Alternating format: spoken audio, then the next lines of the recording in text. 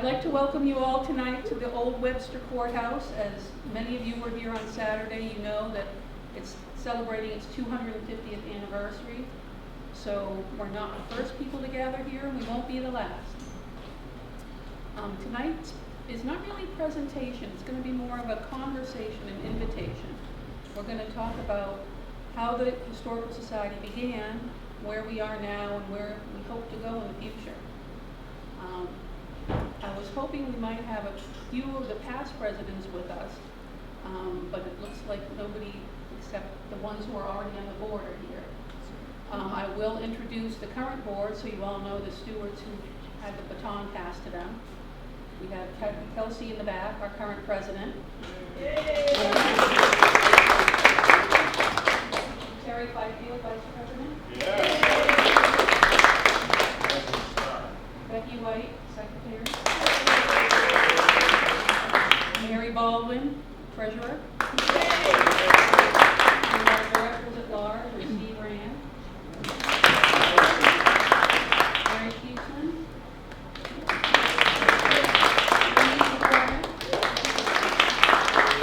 Myself, and who am I forgetting? I think that's everyone. John Chris. John Chris. Oh, John Chris. I'm sorry, I didn't see his face, so I forgot to mention him. John Chris. He can make it tonight. So we're going to start with Judy. She's one of the original founders of the Historical Society, and she will share how this all began and who helped her and how we got there. We do have another of the original board members. Jim Laurie was able to join us tonight. Thanks for coming. Okay. The year was 1973. I hope you all can hear me. I have an allergy. There was a housing shortage on campus for all the Plymouth State College students that were accepted. And we had this townwide problem of established family neighborhoods having student housing show up in the middle of our quiet midst. We were all very concerned about it because it was a change from what had been. And so, anyway, this is what took place in my neighborhood. Sometimes people and events come together in history and things happen, and this really could have been of no consequence what happened, but it made a difference in our town. So one afternoon I looked out my window, and across the street I saw surveyors measuring out my neighbor's field that was behind her house that was for sale. And next to it was Audrey O'Neill's house, and she was my good neighbor, Bob O'Neill. So I called her and I said, Audrey, you won't believe what I see. I said, I see surveyors measuring in the field of the McMiniman house that's for sale. And she said, Judy, Bob and I are going to investigate this.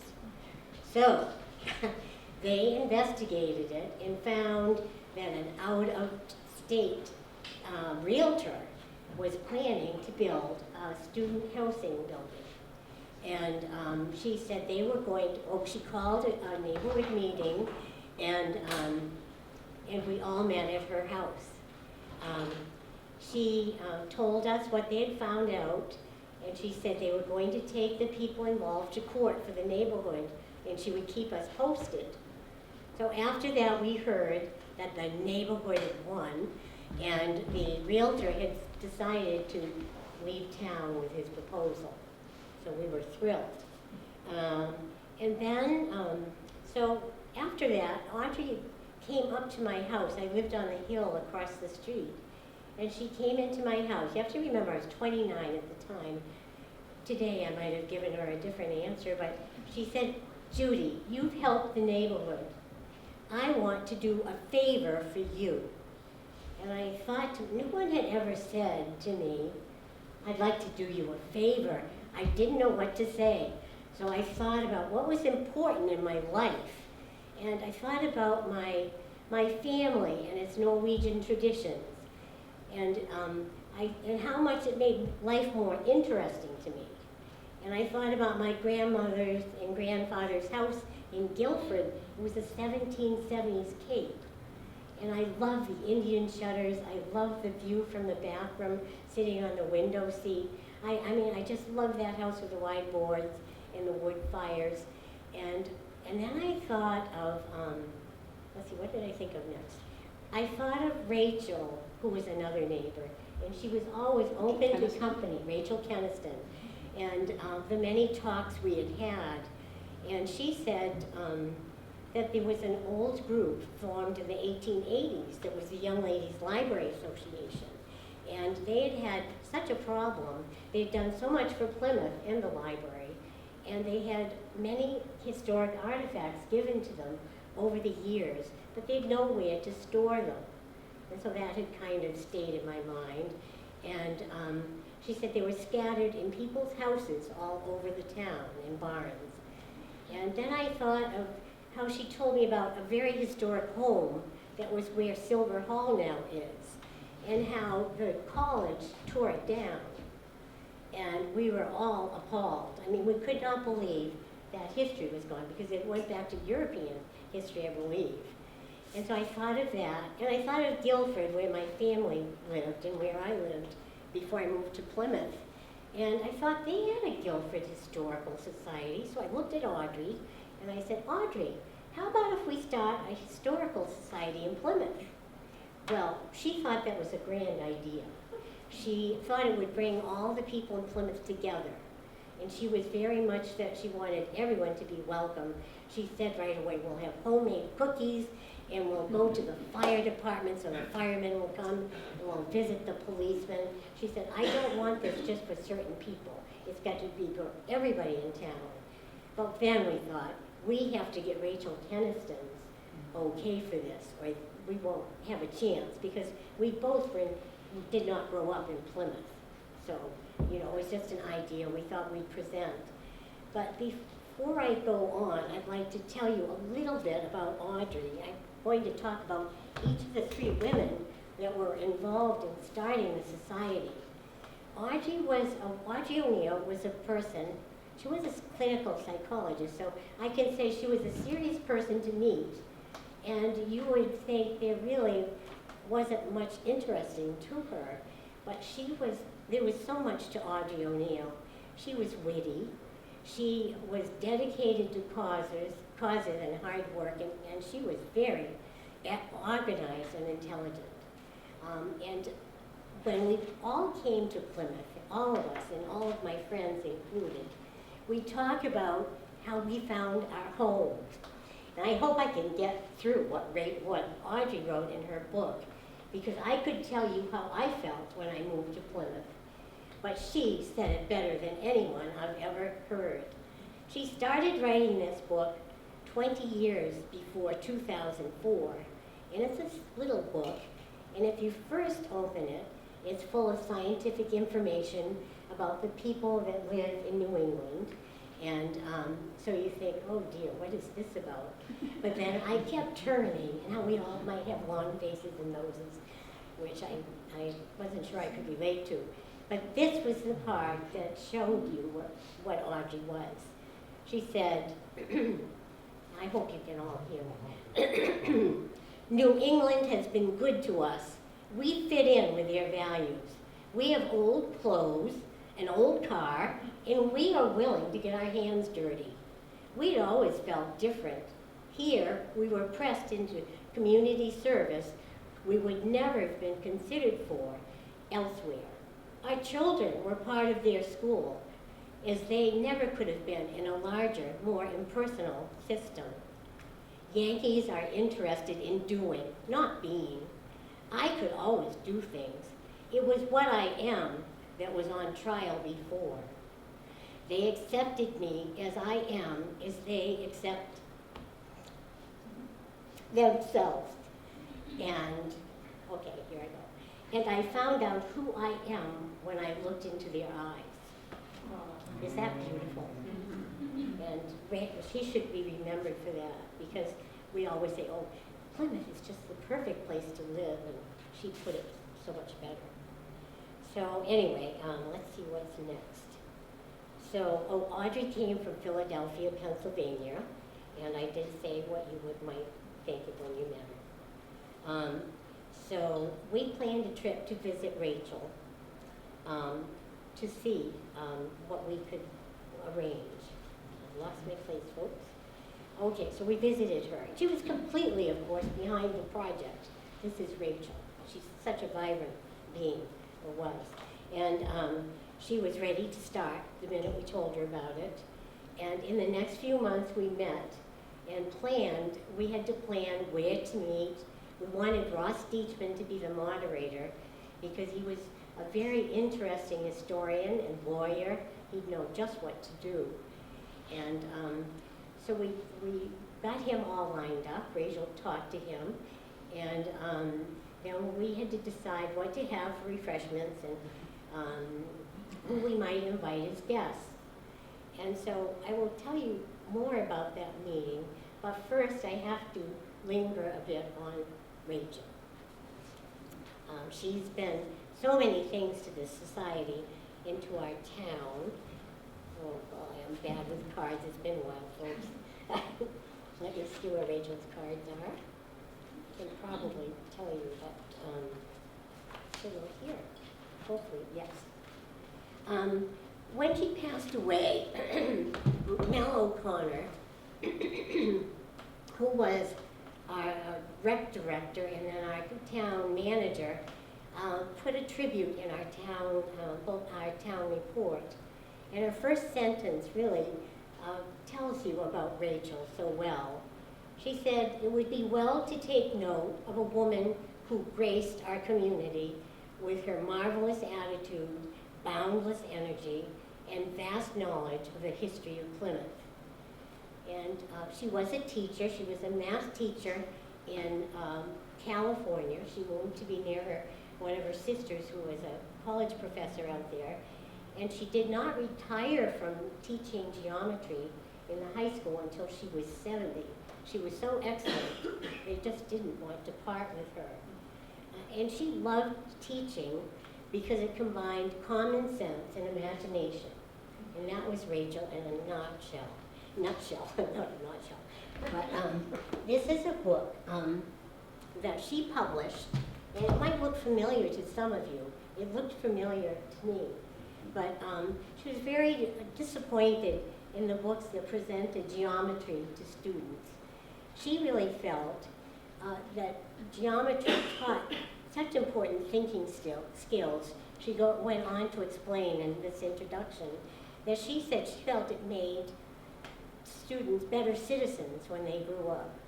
And she wanted them to know that geometry didn't happen in the schoolroom on paper, that it was all around them, that it was used in buildings and in art, and you could find it in nature.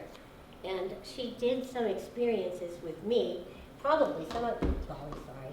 Oh, we've got to clean up this floor, Paul. No, it's got to be dried up. There's got to be, I'm sorry. Like to make myself at home.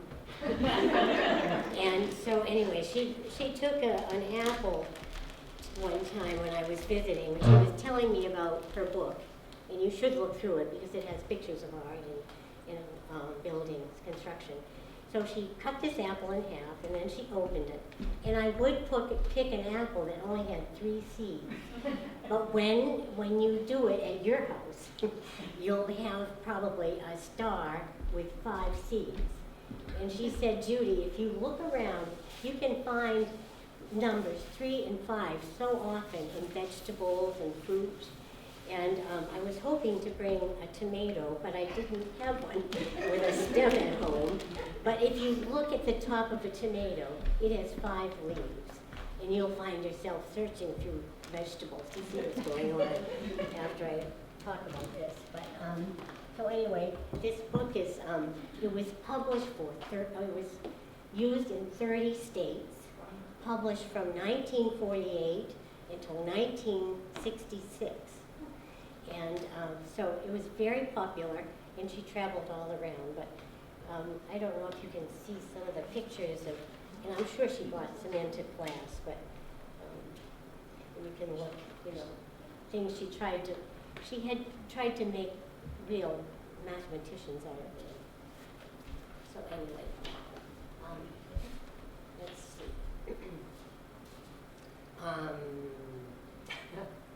Let's see, I forgot. And then she did many things after starting the Historical Society with Audrey and me. She was involved, we started the society right around the time of the bicentennial. We were able to publish a cookbook. Steve's mother, right in 1981, I believe, started making people realize how special our Main Street was. She started working very hard, and Rachel was her co-chairman, on getting 5 downtown buildings put on the National Historic Register. And that took years of work, and you had to verify everything you wrote on paper. So I don't know, I do have that. I might just add this for a little minute, but it won't take long. I don't know if I can. Well, anyway, it's 5 buildings, and the poster is in our exhibit, so please look it up. But it includes several buildings that you recognize, and a gazebo, and this building also. And so she did that, and then there was a great celebration, and she worked on that, and Steve's mom did, and we just have, in this town, there were so many dedicated historians. We don't always have big meetings, but we have dedicated members that take on projects that really will make Plymouth a better place. And so we've been very lucky in that way. And then one last thing, and I will stop. No, you're good. In the 1980s, the town was told that they either had to fix the dam at Fox Park, or it was a hazard, or they had to close it down and remove it. And so I don't know if Rachel was aware of it at the time, but she, from her porch, she had a bird's eye view of Fox Park, and she had lived in that house all her life. So she remembered it as a beautiful place. There was even a time when kids swam there, and in the winter, Plumber Fox would cut ice from the pond, and it was a happening place in Plymouth. And then all of a sudden, bacteria was found, the dam wasn't working, and they closed it down, and it really got quite run down. So it was almost a good thing. They said they had to do something about it. So she thought, I could solve this problem. I have 18.3 acres that is adjacent to the Fox Park playground. She said, if I gave the town that land, then they could qualify for a federal matching grant. So she certainly did, because she loved Plymouth. And they were able to fix it, and now it's a place with fishing, and it's really a beautiful place to work, to look at. The dam works, and that the bacteria's gone, and all is well. But I just wanted to quickly say about the first meeting. Ross Dietrich was our moderator, and everyone voted unanimously to make ourselves a definite historical society. There were 2 speakers, and Dr. Norton Bagley was there, and he was recognized as a published historian. But the first speaker was John Page, and he said we had to be sure to be incorporated, to plan our infrastructure, to have programs planned ahead, and he said to keep things interesting to the local people. But in the past, we had one program that was not a local concern that was very well attended. It was David Sakura grew up in a Japanese camp in California. This place was crowded, and it was the most, people raved about that meeting. So sometimes I think you have to work beyond your parameters, because it's something that concerns all of us. So that happened, and so what else? So he told us all the things to take. And Bill Taylor, who was professor of the New Hampshire history at the college, said every man is a historian. And we should not forget that history is ongoing, and that we should not forget the 50 years that have just happened, because someone needs to be noticing. So, and everyone did, I don't know if I said that, I haven't been listening, but they unanimously voted to have an active group, and we have a list of the charter members, and I think Ross was our first president. So now Lisa will catch you up to date.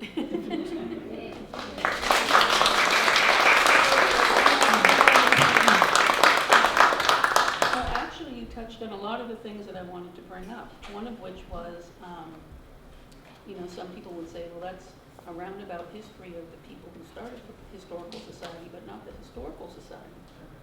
But that's what I think the Historical Society is more about, is not history with a capital H, but history with a small h.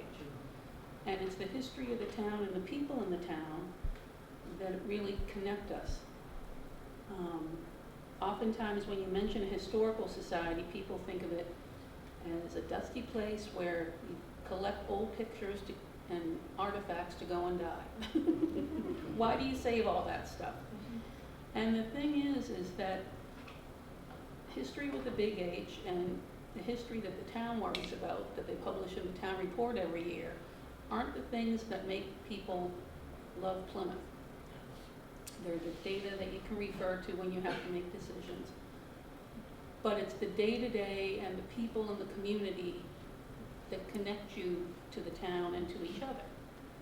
And when it comes down to it, it's more about why we collect the things we collect than what we collect. Because what you feel about a place, you may not know why you're saving something, but it just seems like it should be saved because somebody needs to remember that this person or this place or this event existed. And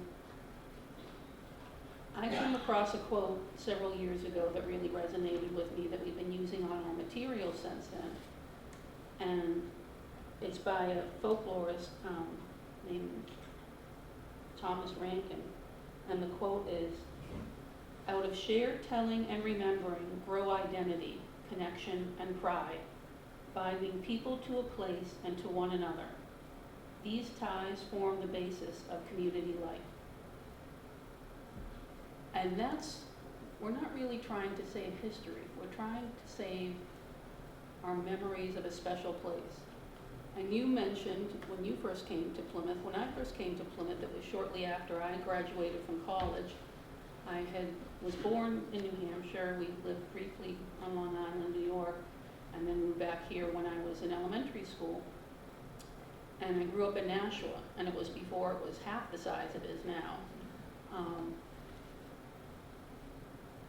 And it was fine, I liked it, but I didn't feel like I was a part of it. It was a city, it was too big.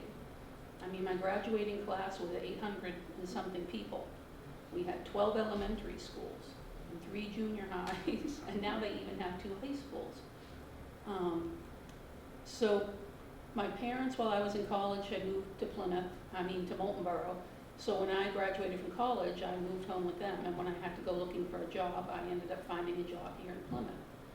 And now I consider Plymouth more like my hometown because it's a place where I became an adult and got engaged in community and got to know the people, and that's what needs to be saved and that's what needs to be celebrated. And as the world has gotten more complex and technology has allowed us to become global citizens, our attention, our focus is spread way too thin, and we need to remember that this is what's important. And because Plymouth is a small town, you can see what a difference one person can make. And you can see how government and organizations work because the scale is still human. It's not too big to comprehend. So when you look at some of the artifacts we have, we didn't do narratives around the artifacts in the show because it was more about the Historical Society, but I wanted to give a sampling of some of the things that wind up here. And one of the things that I think a lot of people would think, well, why do you save that? These are some artifacts. This first bin includes a nail and some charred remains from the Congregational Church when it burnt down. Now some people would be like, why would you say that? But our rational mind isn't what would save something like this. It's our limbic mind, it's our hardwired part of our brain that it feels like this needs to be saved so that people remember. And even people who weren't part of the congregation, because it's at the center of the town. And so it meant something to everybody. And this was something a little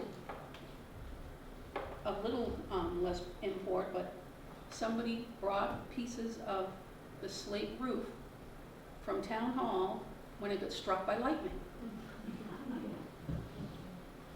And for me, one of the things around that was that it wasn't until that happened and I was paying attention that I noticed all the detailing on the tower. This is supposedly a peg from the stables at the second Pemigewasset House Hotel. And for those of you who don't know, there was a huge hotel down where Fat Boys is now, and the railroad station. And this was donated by Area Roberts, who again some of the older people may remember, who was a local reporter who also was very connected to history. Her pet project was the Star King Elm because she lived very close to it.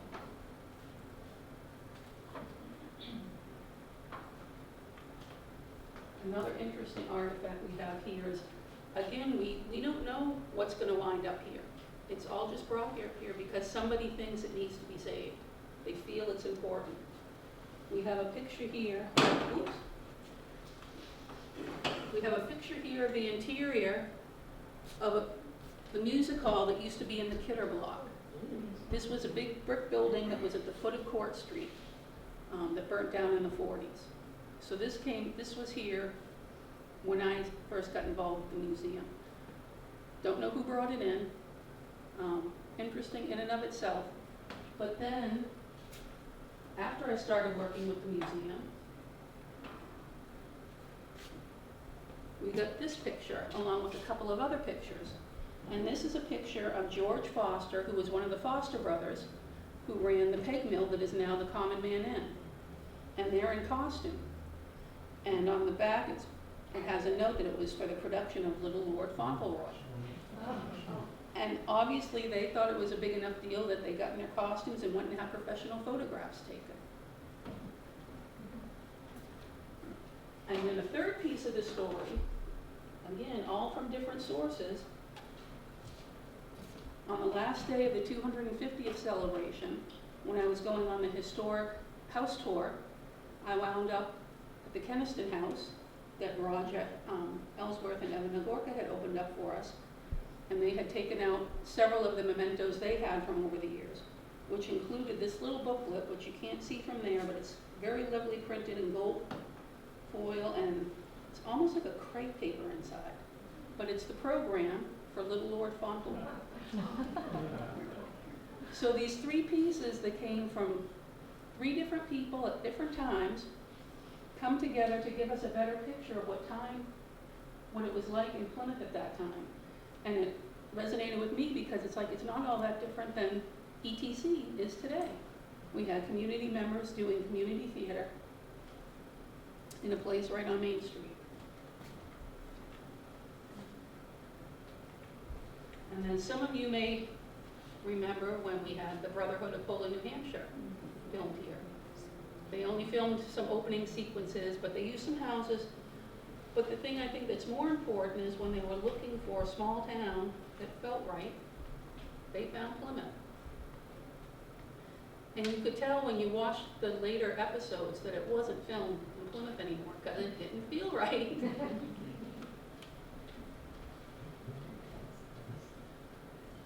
This one I think is funny just because it's a sign for the Gobbler Restaurant, which is just out past the circle going towards Rumney. The part that I love as a graphic designer is it's obvious that someone hand painted it because you can still see the pencil lines they used for guides. And now all the small businesses are competing with big chains, so now everything has to be so commercially done. to see what people used to do just to get their business off the ground. And back here we have some examples of some things that were made in Plymouth when things used to be made locally. This lamp was from the Perry Lamp Shop, which was made down in what is now the Senior Center. It still works. I didn't plug it in, but it still works. Plymouth is known as a glove manufacturing town. This looks like a torture device, but it's actually a meat tenderizer that is packaged right here in Plymouth. This was a fun one that came from Alex Ray when he was working on the Flying Monkey Theater. They found it in the wall, and it was the wallet of a little girl that had pictures of her friends in it. So that's one of the other things about having a historical society, is that while we were lucky that so many people saved so many things, whether it was the Young Ladies Library Association, or people in their own barns and attics, but when you have the central location, it becomes the town's attic, where people know where to take these things, and more people can gain access to them and share the memories. What else do we have here? Some of the major things that the Historical Society has done over the years, put together books. I was hoping to have more of a congregation and less of a choir tonight, but most of you probably already know about these books. But Elsa Turmel had done this book, which is a great introduction to Plymouth history, which has a lot of the pictures of the old places. And one of the things I'm going to bring up around this is, in today's society, we have a camera in our pocket at almost every given moment, but we never print anything out, and we never write down what it is. So the archives here are pretty well covered up into the 50s, a little bit in the early 60s, but after that we don't have a lot. And we have to be proactive about trying to collect some of this stuff so that going forward, when people come looking about information from our time, there's something to find.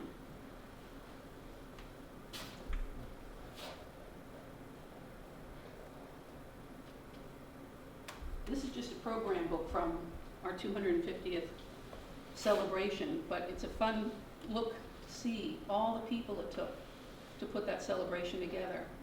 And sometime in the future, maybe on the tricentennial, they'll pull this out and they'll see the names of many of the people in this room who took part in celebrating our 250th anniversary. And as part of that celebration, a big thing the Historical Society did was for the bicentennial in 1963, Eva Spear, one of our early stewards, had put together this book, 20 Decades in Plymouth. So we came up with the idea that, for the 250th, we should do 5 more decades in Plymouth.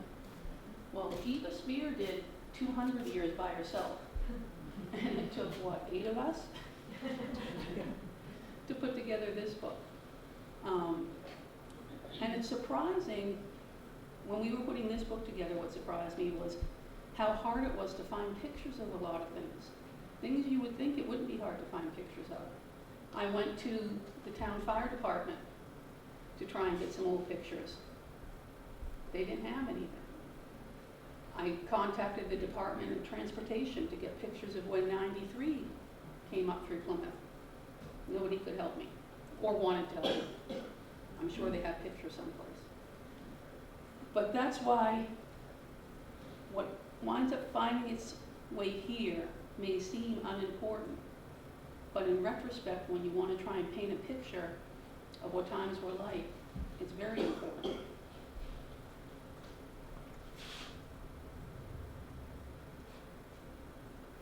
Regarding this building and part of the Historical Society's history around it, at the end of the 250th celebration, half of the ceiling collapsed, and this is just some of it. But it was amazing to me, the outpouring of people who, given how much this building meant to the town, came out in support of we need to fix this because it needs to stick around. And a lot of people, I did an interview one time with a local newspaper, and we actually had a few people come to visit the building because of it. They got to Plymouth, and they asked all up and down Main Street where Court Street was. And nobody could tell them. So we're hidden, but people still know.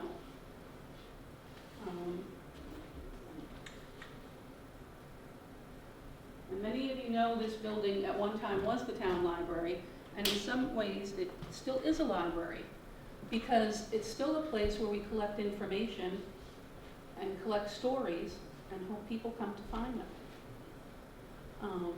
And we're hoping, as I said, I'm speaking more to the choir than the congregation than I thought I might be, but we need your participation, because it's not one person's history, it's a community's history. And we all have our own part to play in it and our own point of view. And there are lots of small ways and bigger ways that everybody can take part in it. One of the ways is to just come in, and those drawers over there that are the archives are filled with folders with stories in them. And even if you just pull the drawer out, and even if you don't take a single folder out, if you just look at the themes on the tabs, it gives you an idea. And you can do that on any given Saturday when we're open. You just come in and say, I'd like to look at the archives, pull a folder out, and start finding a story that you never knew existed. Some of the people take a little bit bigger projects on, and the person to my left is one of them.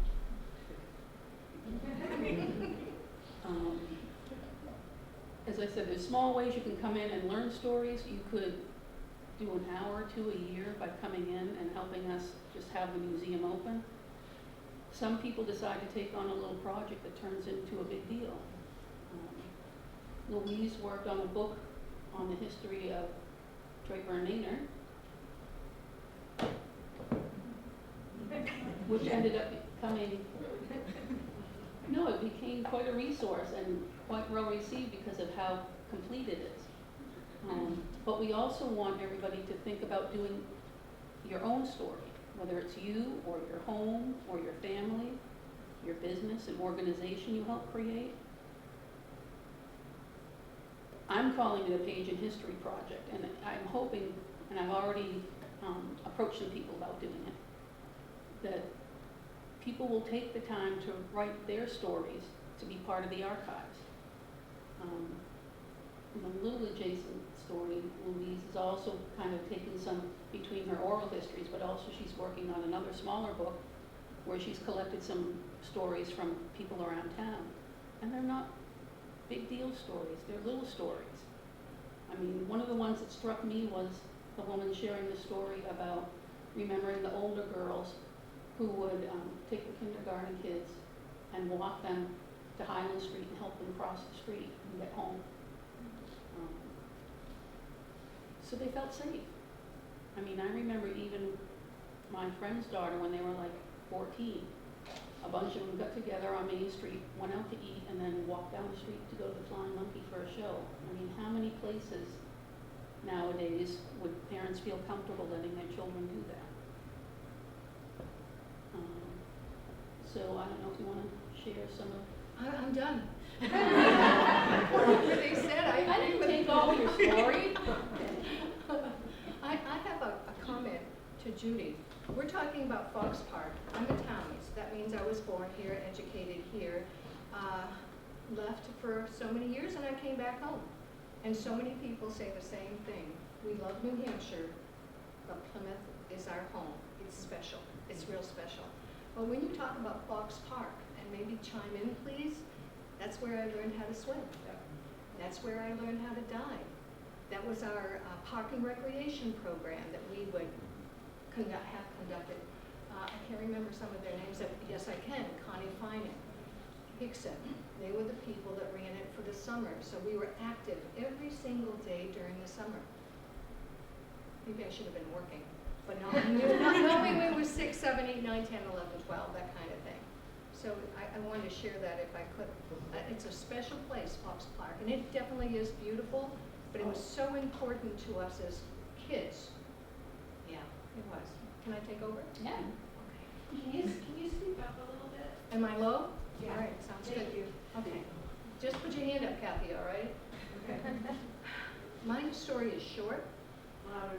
I walked through the door one day. I have to blame everything on Paul Minicello. His family owned Fausti's. Can you go back down there and remember Fausti's where you could get a hamburger and a Coke for 35 cents? Or some of us can remember that. Paul said to me one day, you ought to go into that building. I was nearing retirement. I had maybe 5 years left. I taught at Plymouth State University, right next door. I was educated at the elementary school, the middle school, the high school, and I lived on the main street. What more could you ask for? A little bit.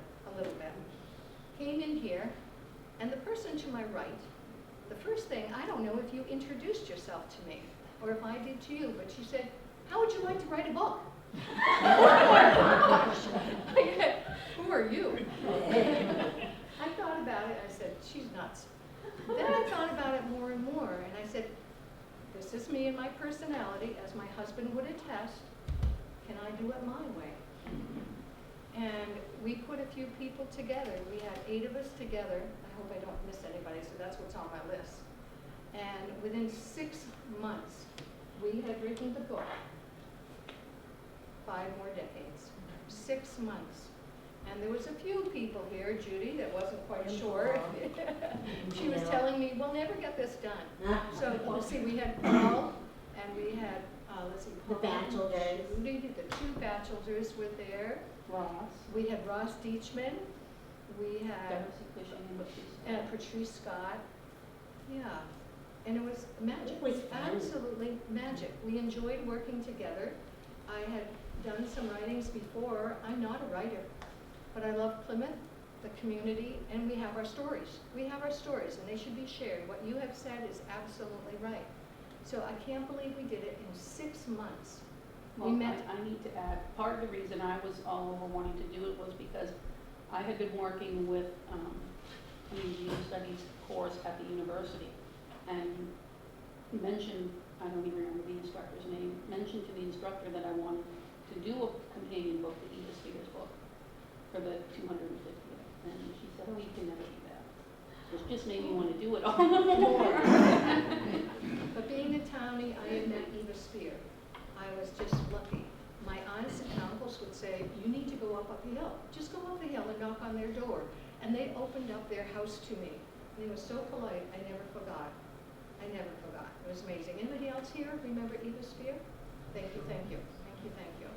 And it stayed with me for years. And I left here, I taught at another college before I came back home.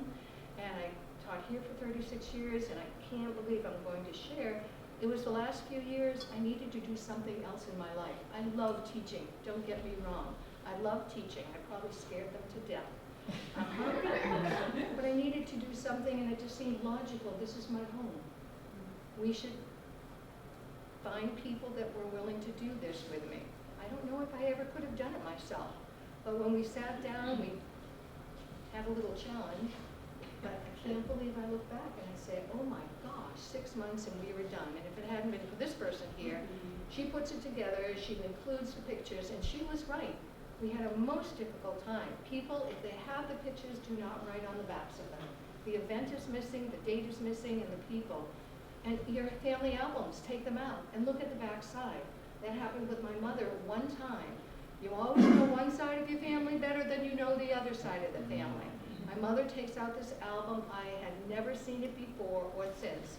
And she started chatting. And I looked and I said, Mom, there is nothing on here at all. That was a lesson. That was a really important lesson for me. I came across a picture here. I look on the back of the photo and it says, us on the front porch.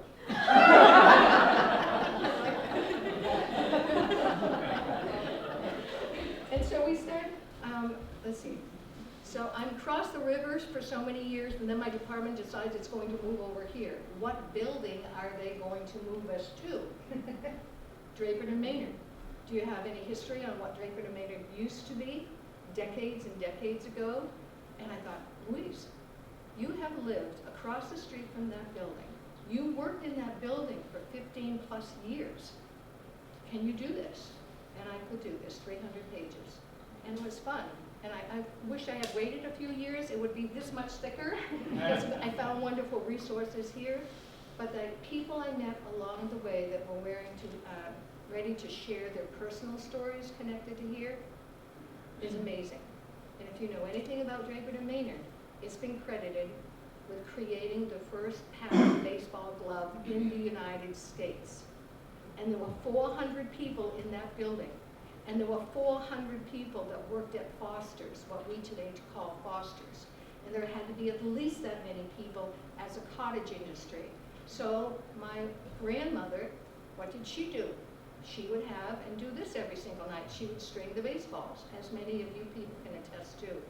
So it gave opportunities for people who may not have had a position, a job to make some extra monies. But again, hundreds of people that worked there on a daily basis and became one of the best known sporting goods in the United States. The others are famous still today, and they were all in large cities. But here's little Plymouth, that all of a sudden who started coming here? The Red Sox were coming here. Babe Ruth was coming here in '16. He made 4 or 5 trips here. And I can't remember my father talking history very much at all. He was business with people. But he said to us one time, he went through the line twice. So he could shake their hands, that kind of thing. So this was important to me. And again, Lisa makes it absolutely beautiful with all the pictures that are in it. But the Well, fun story around one of the pictures in there was,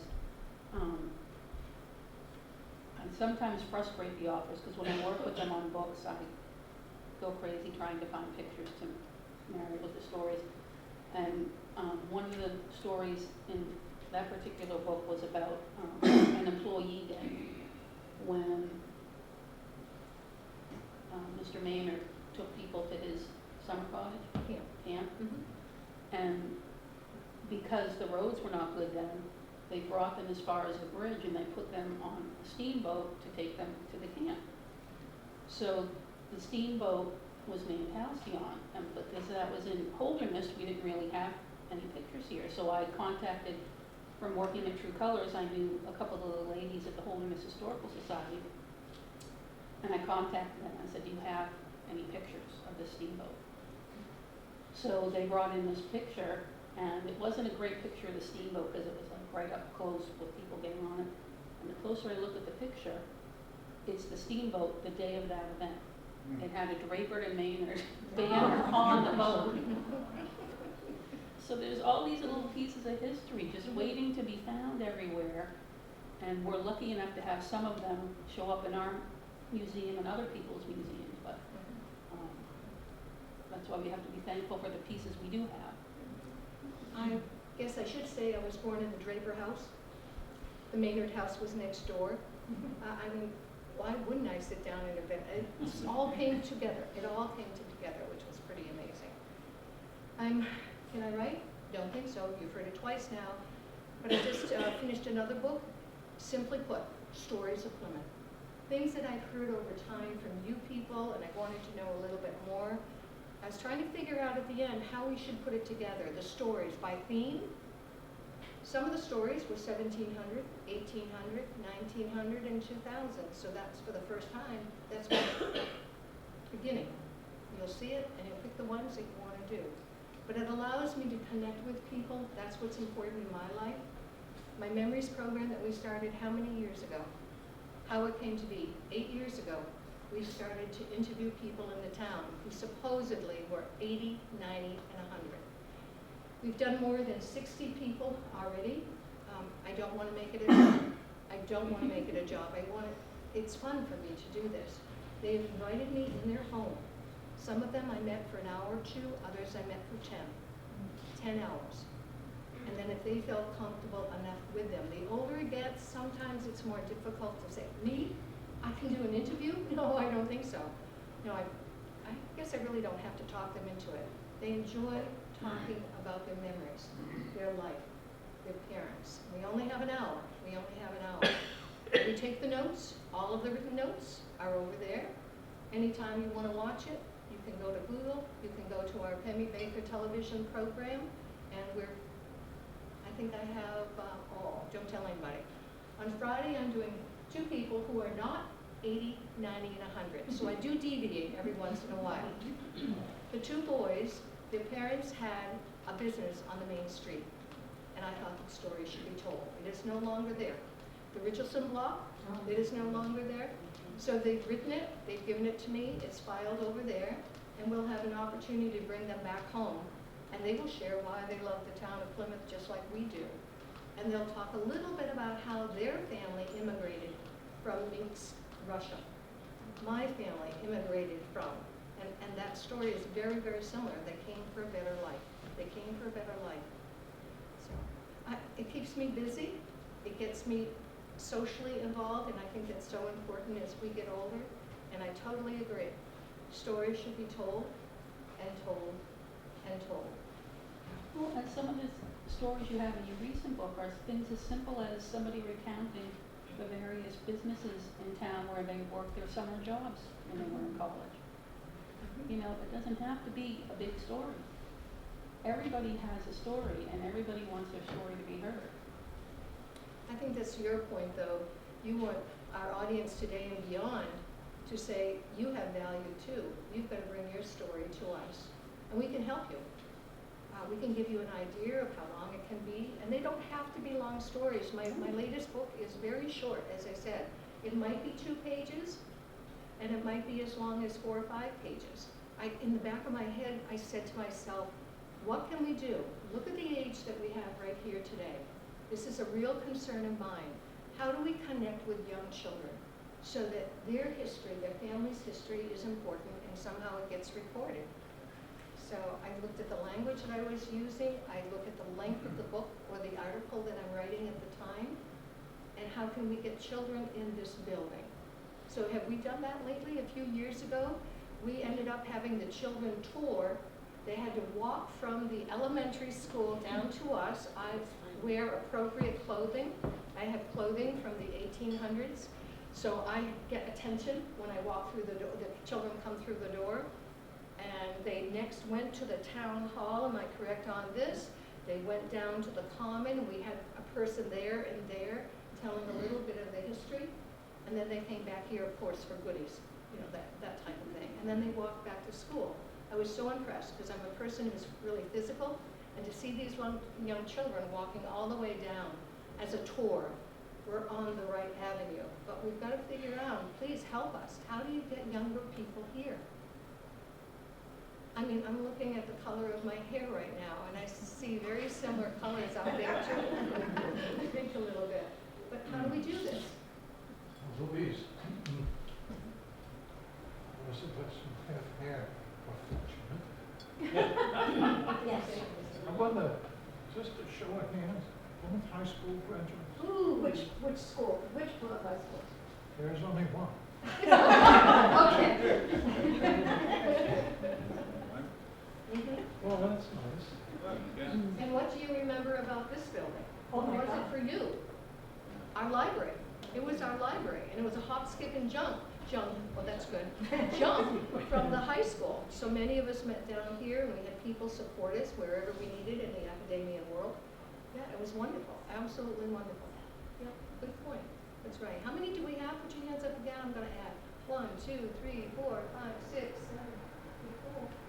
What's wrong with the rest of you? So this Not young enough. So it's, I don't think I can write, but I've been able to write because the information, the stories were so important to me, so important to me. So I really Well, and think it we're really- resonated with you because you were there for parts of the story. I think we had some young children one day, and they invited me to go to a 4th grade class, and I've never taught young children in my life. That was hairy. I really was. I really was. I no sweat college. And I remember I had show and tell. I had equipment being shown. This is Draper and Maynard. And the teacher was wonderful. She asked each of them to write me a letter thanking me coming. I still have them all. They should be graduating from high school this year or next. And I thought, I asked my husband, should I go to the high school and ask them to pass them back? If those people are still there, do they remember? And they all remembered who. Who came here that was so important, a celebrity, and they knew the name even though they were just in 4th grade. Babe Ruth. Yeah. Of course. How many times did he come? Multiple times. And again, Dad said he went through that line twice when he was a kid, so he could shake their hands. Well, and things as simple as, I forget where it came from, but we got a book one time that had been put together for somebody, I think it was a superintendent retiring from the school district. And it had pictures of all the small one-room schoolhouses and stuff, and all the kids had signed the pages. And among those signatures was a young Steve Rayner. And other names I recognize. That one-room schoolhouse that These were like in the surrounding towns. that's the one that I But walked. I mean, remember the time when we had the 50s exhibit and you were able to pick up the phone book and Yeah.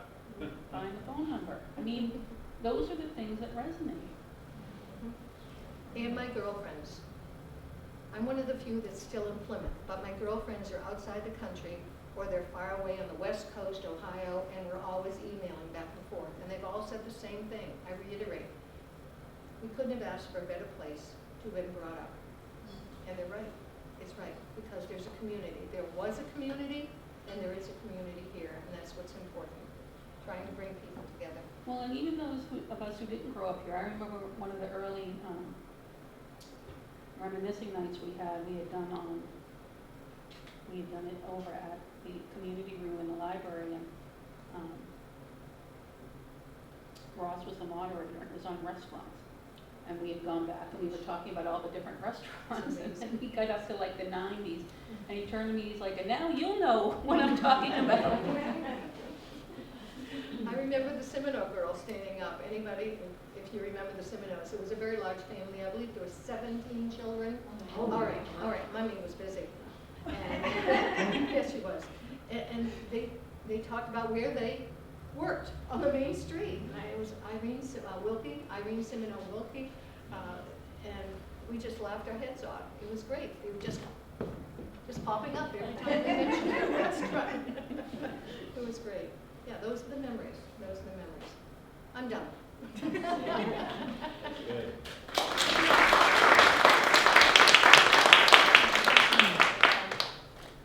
And the work of the Historical Society is like history itself. It does not end. We only pass the baton. So Becky's going to talk about some of the things we hope to be doing going forward, and maybe, hopefully, get your help with the project. Is a time, when you have like anniversaries like this, you always think like, oh, you think of the past, but you also think of the future. I'm an archivist by trade. Marcia Blaine will know, she taught me at PSU, or 90% of my classes, I think. And so a big thing, like I think Lisa, like there's new technology now, and we have amazing collections.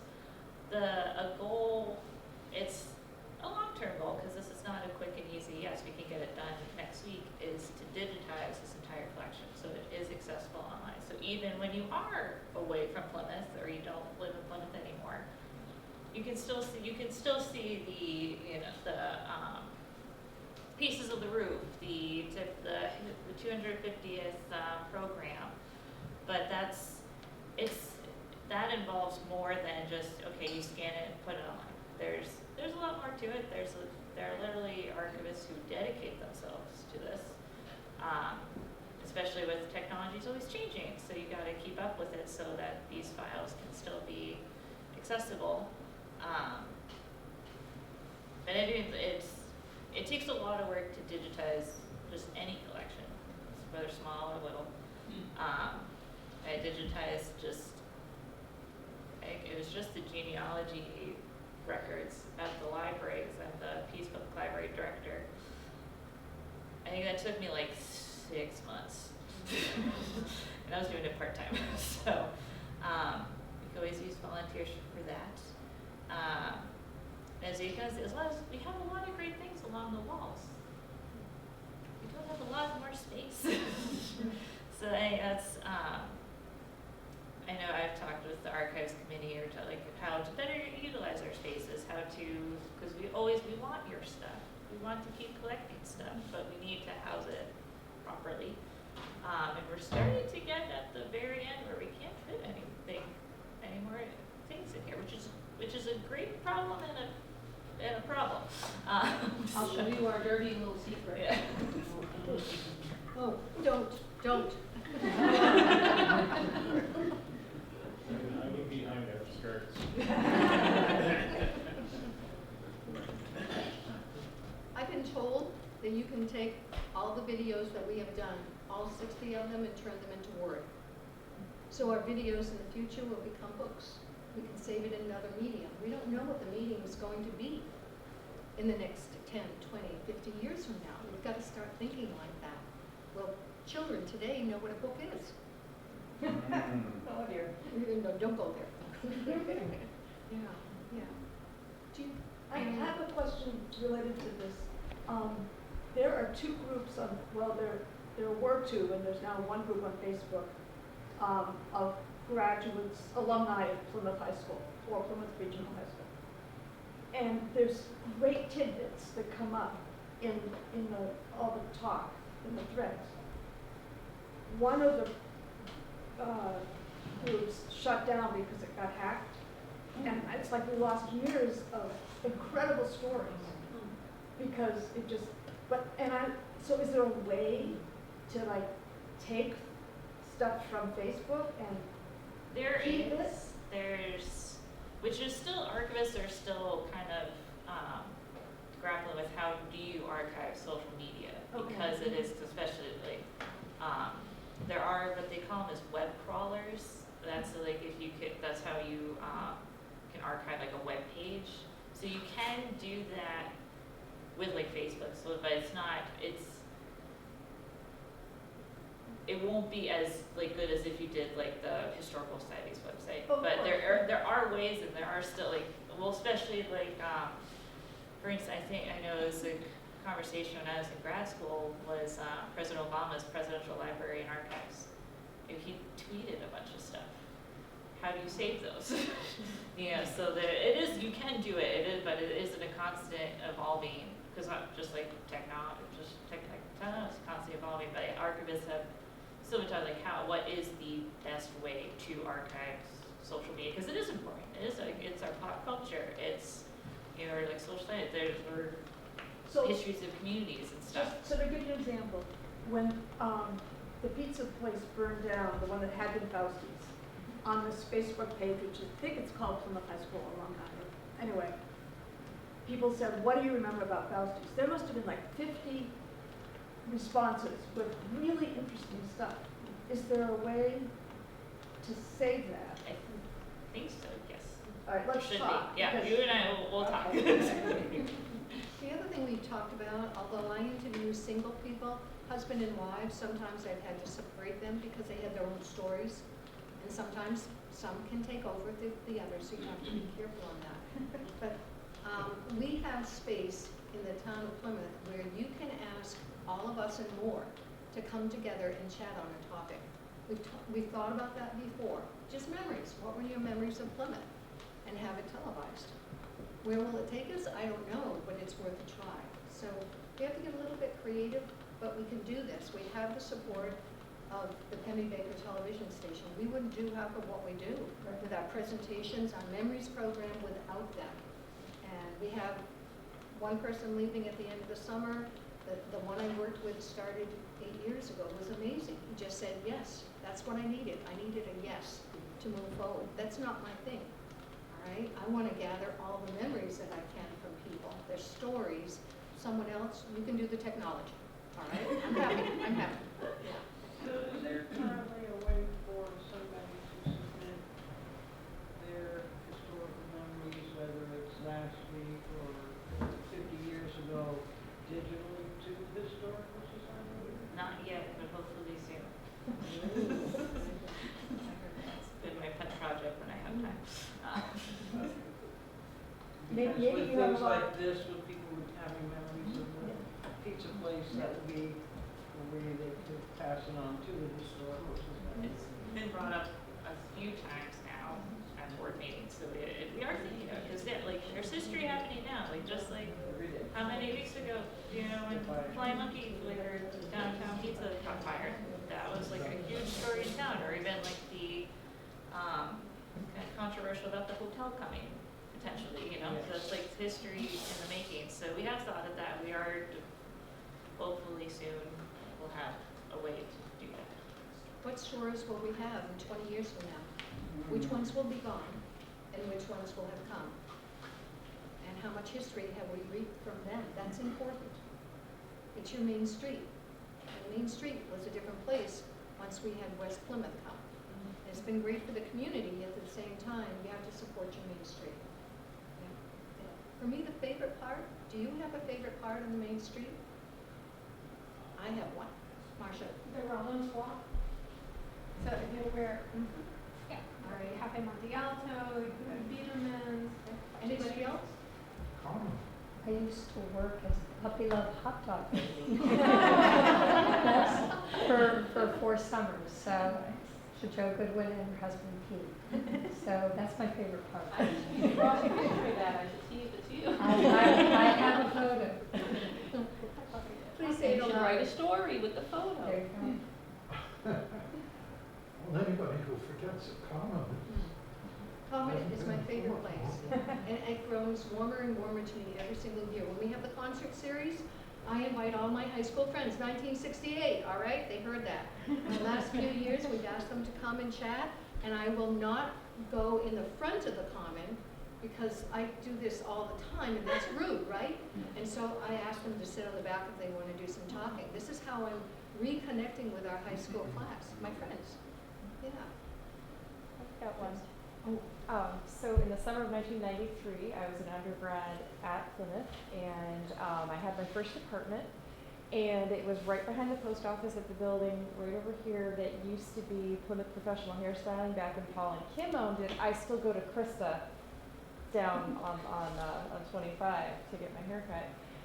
But I lived there for that summer, and it was scorching heat, and that building was not properly insulated, so, you know, it's like, oh, I could barely breathe when I'd wake up in the morning, and I was on the 3rd floor. And the little studio that I had overlooks the foothills. And if I couldn't sleep, I would wake up just as the sun's coming up, and all I could see was the mist rising up off the mountains in the distance. And to this day, that is my favorite view of anywhere I've been. I've been to 37 states and a couple of European countries. It's my favorite view in all the world. I just have to say that. If you go out here when we're working, we'll relieve ourselves and walk outside a little bit, and for me, that's the best place. The street itself, behind us is the university. Look in front of you, what do you have? You have the beautiful Holderness Hills, you have the Pemigewasset River. It just blows me away. I'm saying, wow, we live here. We live here. It's a good one. That's a good one. Marcia? So in 2025, the Museum of the White Mountains is having an exhibit called Crossroads, and it's building off of a Smithsonian exhibit. But as part of that, one of the, Terry and Mary Ann definitely know this, as does Becky, we're talking about putting a, I should call it a feedback board somewhere downtown where we'll ask, why do you live in Plymouth? Why do you stay in Plymouth? What do you like about a rural town? So those are the kinds of questions. So they're coming up in the not too distant future. Something we'll save, by the way, to make sure the comments come in. You could do that as a video board. You could do that as a video board. We could. We really want written things because we're hoping it'll spark other could do people both. to think. Oh, that's true. Thank you. Are we a rural town anymore? Question is, are we a rural town anymore? Define rural. Define rural. If you're from where I'm from, this is rural. Please. I think it's really important that David's father, who worked in the D&M when it was the original, there's a beautiful photograph of his father in a sideways shot of him in a pickup truck, and they jacked the truck up and let it down on a football to prove how strong the football is. Oh my God. And there's so many things about his parents and about his relatives who toured people to bear hunt in Fort and Gore. And he has all of that. So I think, and I remember taking a drawing class through the Draper and Maynard when it was the Bonnie and John Bass owned it, and they let us go all through drawing it, but they wouldn't allow the employees to go from one section to another. I mean, all these memories are really wonderful. And they've got to be saved in different ways, and that's why we're asking you to think about what we have here, what we're trying to do, trying to preserve history, and the stories that make you laugh, and the stories that make you cry. You know, there's a Margaret Atwood quote that in the end, we all become stories. So what does the Historical Society need to keep preserving what they have Everything. and preserve? Volunteers, stories, money. I mean, Yeah. how is the Historical Society sustained right now? I'm sorry? How is the society sustained right now? How do you afford anything? How do In you? the years past, we've done yard sales, and they've been just like the townwide yard sale. That's been wonderful. We started out with a plant sale, which I deeply loved. It was just so much fun. I'd bring in 150, and who else? Dick would bring in 150, and we had a wonderful time chatting with the people too. Yeah, that was very, very fun. So those were regulars for us now. What we should do is we should charge people to come in and give us their story. So you bring your story in. You bring your story in, we'll only charge you $50. We'll record. Retail item. Well, I don't think that's actually the crazy idea, honestly. Because for $50, how can you get your story published practically, right? One of my favorite things when I was doing docent hours with Betty Batchelder is I had this little folding plastic chair and would take it out on the front lawn where her bench is now. And she and I and either Mary or Ann would bring their father over, and then Audrey would drive over her house, and we would have lunch on the lawn looking out at the view we were just talking about. And I told Bob Crowley about it once. He's like, you should sell tickets to that. You can have lunch with the judge. The business. You're right. I think the saving of the stories are really important. And again, we can have gatherings. If people support them, we can have small gatherings. And if we have PBTV support us in this venture, we can keep the stories coming. Well, when we were getting ready for the 250th, I put together, we had a gentleman who was kind enough to scan a lot of our old photos, Bill Middleton. Yeah. And we had CDs of all these great old photos with no real captions or anything. But I took them all and I put them on the computer and I turned them into a slideshow and I just put instrumental music behind it. It ran about 20 minutes. And I took it to town meeting and town elections and some other events. And I showed it to Mary about Crowley's daughter, Lucy, who was probably about 13 at the time. And she watched the whole thing, and when it was done, she just said, how can you ever look at Plymouth the same way again? I said, you can't, that's the whole point. If you turn around in the corner, look up, and you'll see the Congregational Church before it burned. And that brings tears to my eyes, because I went to church, my next door neighbor was the pastor, and all the kids, I knew them very, very well. That's where we married, right? And that's where we've gone to multiple funerals. But look down and you'll see all the photos there.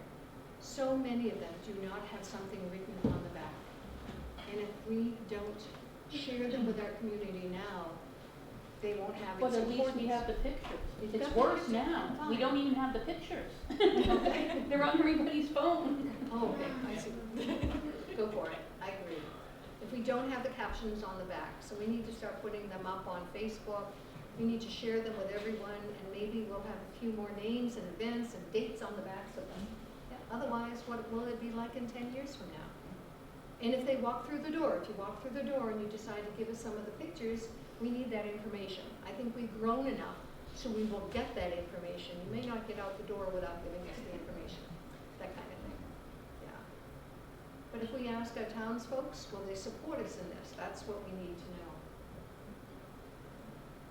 Just saying here, I kind of wonder,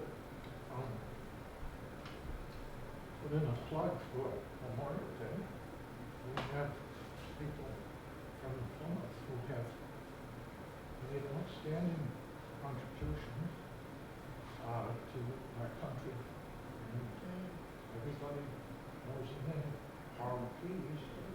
It's a name that should be his family. It was very, very generous to the town of Plymouth and the library and the Congregational Church. And speaking of that church, Stephen, you might love.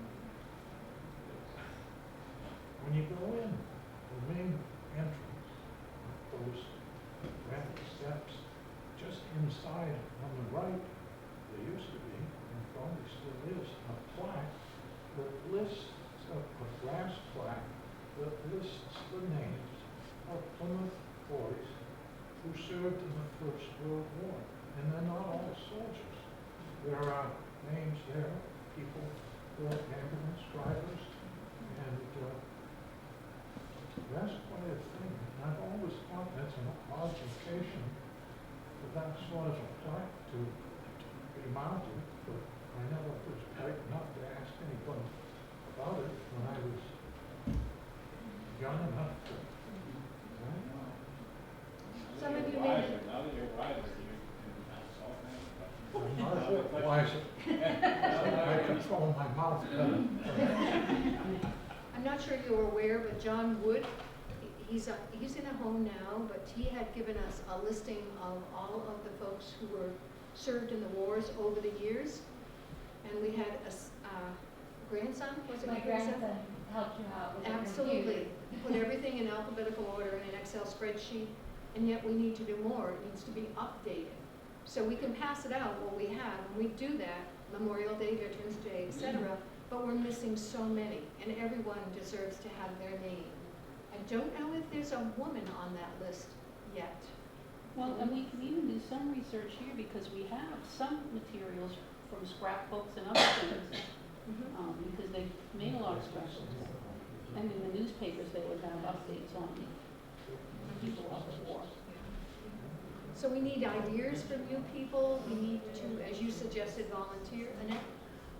One thing, could be that you could take 2 or 3 or so photographs that you're trying to identify and ask if Peace Library, ask if places around town would display them for a month and have underneath it, do you know the people in this photograph?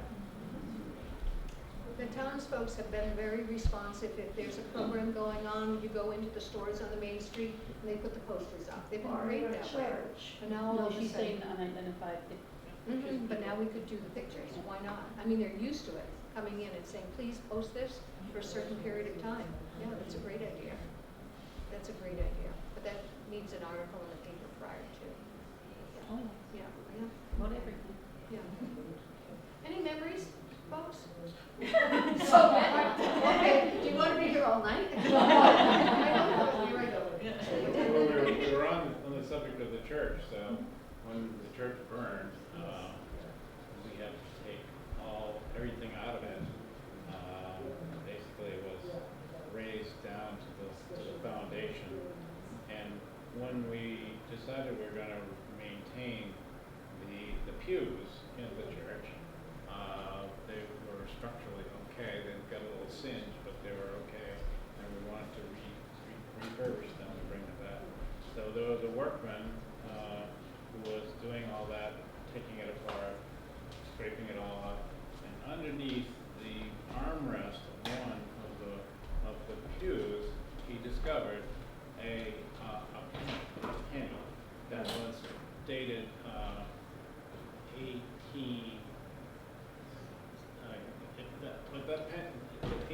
So that penny was placed there, carefully placed there, underneath the arm by the workman that did it. And that penny is on a little plaque up in in the church now, commemorating the fact that somebody thought, okay, someday maybe somebody will, will take this apart and they'll discover there's many from the workmen who created it, which is kind of thinking far ahead, isn't it? I mean, but it was pretty remarkable. So we had it mounted, and it's in the out in the vestry part of the church on a plaque. You could find it there today. I don't know about those other lists of soldiers, but if Sam thinks they're there, I'm sure they're there. How many of you have done some construction on your house and you pulled out a piece of wood? And what did you find there? A newspaper. So my daughter, probably 32 or 33 at the time, was with a friend, and that's what they were doing. And she said, no, you can't leave it the way it is now. You have to put something back into it. I did something right. So she put a newspaper back in. So another 50 years or not, somebody opens it up and there'll be something there for them. Yeah. Yes, yes. Mommy did well. Yeah.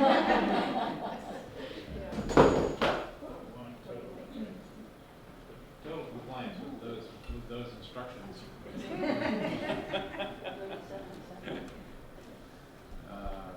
So can you help us? If you can help us, let us know sometime. Walk in on a Saturday. Let us know what your interest might be, and we'll put you to work. Or we can help you tell your story. I would love to do that. I'd love to do that. That would be fun. That's what I meant. Not to go to work. Well, you said put you to work. Yeah. But I think that's the fear of most of us is, how do I start? How do I start? What do I do? You come in and we'll share some ideas with you. We'll give you some logistical stuff to start off with. And you give us a book when you're all done. I like that one. Or come I in like and that discover one. a story. Yeah, we won't charge you Mary too Ann. much. I have to say that that's what happened to me. I was writing, I was in a writing class in Cambridge, Mass, and was writing all these essays about growing up. And I came in and I asked, and it was Lisa, I said, I have these stories and I'd love to get them together, but would you guys be interested? And she said, well, we can't publish it because we don't have any money, but we'd love to help you. And so then I wrote the book On the Edge, Growing Up in Plymouth, New Hampshire, blah, blah, blah. And so you don't have to write a whole book if you don't want to, but you really can get into it. And Lisa found a great story, great pictures. Start with a story. Start with one story. You'll find another, I promise you on that. We have refreshments over there, and you can chat a little bit longer before we kick you out. Okay. I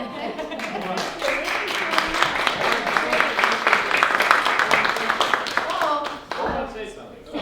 So here's the thing. So I'm the treasurer of many organizations, and the treasurer is all in charge of making this, collecting the money, finding the money, and I heard so many statements about the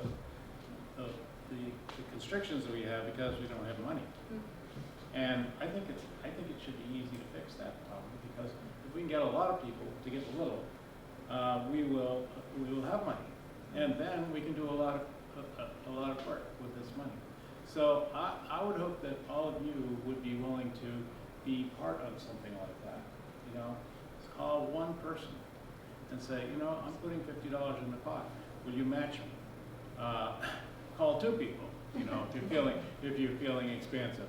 I think it's as easy as asking, because I think people do value their history, and they just don't know where they just don't have the occasion to think about how much it does mean to them, and then when you ask them to support it, we can make it happen. So, if you have other ideas about that, you should write them down and tell us how we can do that. It's pretty much a one-on-one. It's kind of what I've learned from the Common Man for Ukraine episode is, people want to give, they want to help, they don't necessarily know how. We make it manageable and easy for them to do it, and it will happen. So I think it's because we have a great story here. If you go to PlymouthNHhistory.org, there's a donate button. Well, we have, so what we have already is we have GiveButter, which is a perfect engine for collecting money. And some of you contribute to Common Man for Ukraine, so you know how easy it is to do that. And we can do the same thing, because we're a nonprofit. Yeah, so- Well, and I should mention, in about 3 weeks, Steve will be presenting on the Old Webster Courthouse. That's our next presentation. Thank you, Steve. He's working on it. Lisa called me and said, well, how are you coming on your program? And I said, what program?